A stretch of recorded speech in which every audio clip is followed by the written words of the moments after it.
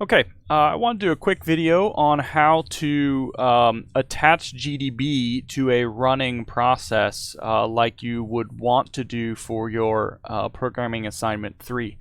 So what I have here is 3 terminals open. You're going to need 3 terminals for this for programming assignment 3.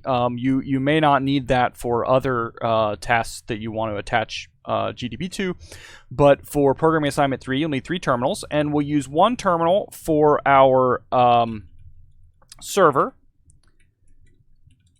and we'll start it as it says to do in the README. We'll start it with the server socket, and just for reference, I'm in the source directory where I've checked out my GitHub sources. Now this is a clean checkout of the project source, so it doesn't have any implementation in it. We're not going to be able to actually debug this program, but we can at least see how it works. So I've started my server, and I've started my server in this window here on the left. In the window on the right, I'm going to start the chat client. So in order to do that, I run the chat client. I give it the server socket. And then I give it the directory that I want to create the client socket in. In this case, I'm going to create it in the current directory. And so now if I look, I should have, and I do, I have a server socket running right here. Or I have a socket that the server is listening on right here, and I have the socket that the client is listening on right here. Now, we haven't discussed how this project does its communication, so you don't necessarily have to worry about that, but I can see here that it's running.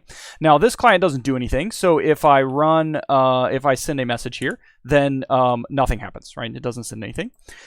But it did call the pack function, and the pack function did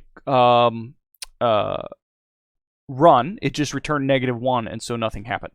So the next thing I want to do is I want to attach GDB to my running client because I would want to debug it. Say I want to debug my pack function. In order to do that, the first thing I have to do is find the running client on the system. Now, on a Unix system, every process that's running has a process ID, and that process ID is a number.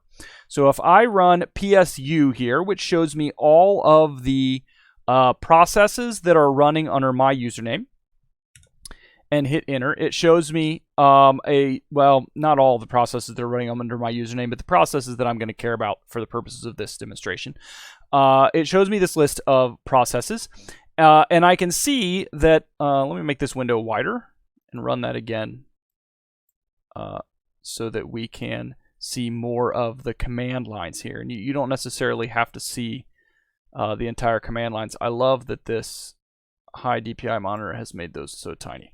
Okay, so I'm going to run PSU here, and we can see that I am running the chat server with a server socket as its argument, and here I am running the server itself, and then /chat is the chat client that I ran, right? So we've located it in our process list.